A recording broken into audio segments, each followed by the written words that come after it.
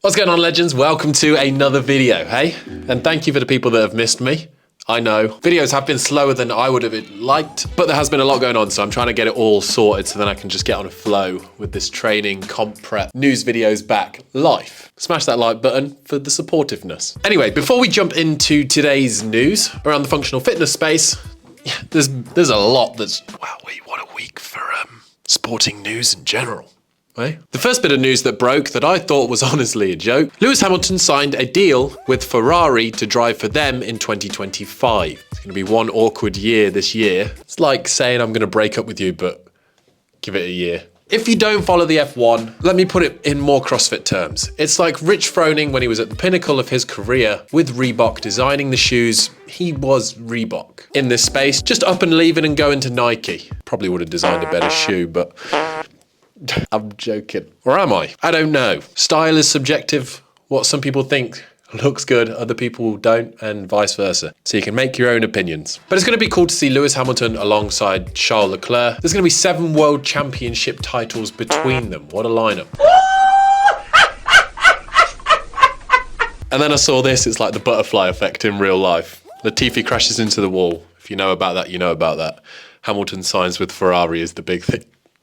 Just a big bit of news. Moving on. In the next bit of news, we saw Taylor Swift's boyfriend's team win the NFL Super Bowl. Now, in all honesty, I stayed up to watch the game until it finished at 4 a.m. Here in the UK, it was a bit of a scrappy game. Went to overtime and then came down to pretty much the last play with the Chiefs beating out the 49ers. You know what, I said at the start of the year after watching the quarterback documentary, I'm like, right, I'm going to support Kansas City Chiefs because I think Pat Mahomes is just a cool, Mahomes mindset. I just I liked him. So it's cool to see my team win the Super Bowl, although Anyway, after the win, they were out partying with Marshmello. I was like, that's cool. It was a vibe. I want to party with Marshmello. He's crazy, isn't it, that dude? He just nobody knows who he is. He literally one day put a marshmallow costume on his head and went, this is me now. I'm gonna go get a snack. Actually, also speaking of the Super Bowl, the halftime show, when I heard it was Usher, I was like, whatever. But actually, it was really good. Bit of Alicia Keys action. And that part where whenever you were younger, you were mine. And I was just sat on the sofa, I was like, when we were younger, you were mine. Boo. Sorry. And then Lil Jon came out. Yeah! And then Ludacris was just the whole vibe. Ludacris is cool. I really like Ludacris. Don't know why, just. Till I get him in their birthdays. Moving on. Anyway, next bit of news before we get into the CrossFit stuff. This week, the Apple Vision Pro got released. The goggles, the headset. And you know what? For watching sport, I saw a video and I was like, this is the future. Because I saw that video and I was like, I want one now. Whereas before I was like, I ain't that fussed. I also want to see what's happening in this game, so I can click on team stats. And real time, they update while you're watching the game. All the games that are being played, whether they're live or archived for the day, are here. Watch game, I could swap it in, or I could add to multi-view. So all of a sudden one pops up that I'm like, oh crap. I can watch on the big screen or I can have it here. Let's go to another game. Philadelphia, Denver, yes please. Add to multi-view. So now I have three screens, 3 games. We literally have 5 live streams or archive streams of NBA basketball in my face. I'm freaking out already. I'm like, this is incredible. Then, what do you normally do when you're watching sports? I'm messaging my friends in the group text.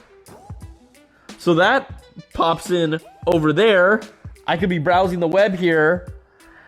This is insane. What are your thoughts? I actually saw a video of Casey Neistat wearing it and walking around New York City. I feel like this is the next thing. We had the phone and that's just evolved over time. I feel like this will be the next thing and it will get smaller and smaller until it's like a little glasses. I won't be getting it at this price, I'll tell you that. However much it does look cool, I'll stick to someone found a cheaper alternative actually.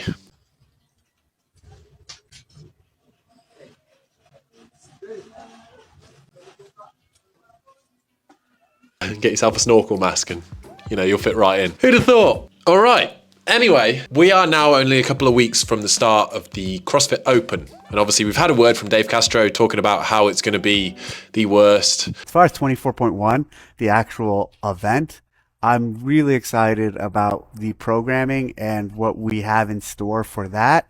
I mean, I didn't even watch it. Well, I did. But like, it's kind of like a replay of every other year. It's going to be the worst, most impressive thing like no other. You're going to hurt, but poetically, through communities and your heart and soul. But that being said, it is an exciting workout because everyone in the world kind of does it. Well, everyone in the CrossFit world.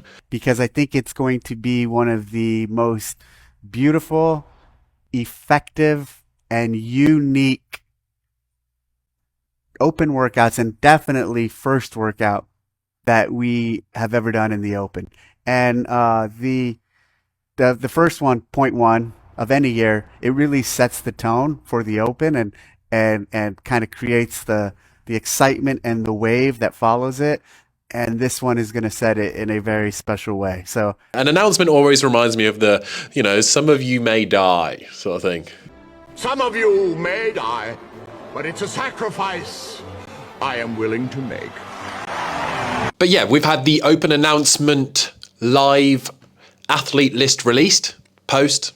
That was a really long way of saying that. But it's including your current champ, Jeffrey Adler, the legend that's Brent Fikowski, Alex Kazan, and Alexis Raptis. Live announcements are great. Of absolutely no knowledge of the workouts and no knowledge of what condition the athletes are in, I'm going to pick Jeffrey Adler and Alex Kazan to win the workout, to win the live head-to-head workouts. See if we get it right. Playing a little game. If I can get all of the weeks right, you guys owe me something. Now, maybe they should bring back forfeits for the people that lose at the Open workouts. Nah, I don't think that should be a thing, but this was pretty cool. Aaliyah Miller, does your coach chug salsa when you beat him in a workout? When I first moved here, Sean Sweeney and I made a deal that the first time I beat him in a workout, he was going to chug a glass of salsa. That day came sooner than expected on Friday when I beat him in a 2018 Regionals Linda. So here's a video of him chugging the aforementioned salsa for you all to enjoy. I don't think I could physically chug salsa, but it looks like from the video Sean Sweeney has a lot of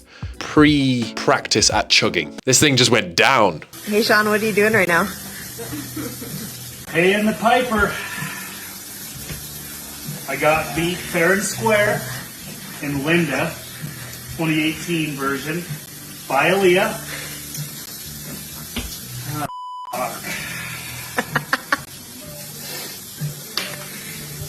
I guess there's only one way to really do it, huh? Just gotta do it.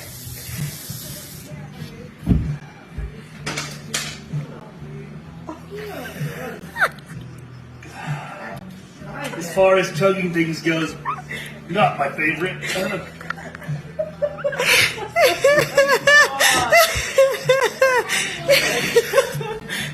that feel in your stomach? Roll hot?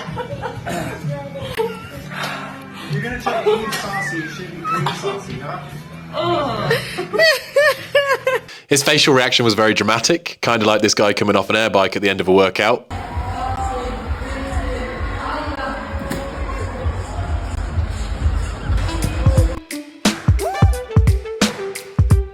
I can see a lot of that happening over the Open, that level of dramaticness, which is actually in stark contrast to Pat Vellner's face when he does pause reps.